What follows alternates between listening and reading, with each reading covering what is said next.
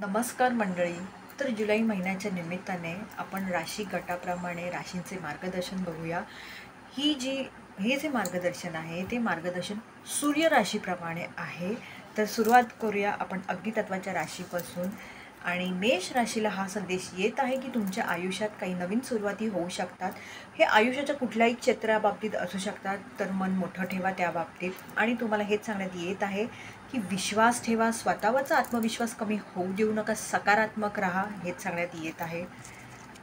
सिंह राशीला हा संदेश येत आहे की तुमच्या बाबतीत काहीतरी असं घडायची शक्यता आहे, ज्यामुळे तुम्ही खूप काहीतरी आनंद असं साजरा करणार आहात, यश प्राप्ती साजरा करणार आहात. तर तयार राहा, सकारात्मक राहा, क्लेम करा, हेच सांगेन.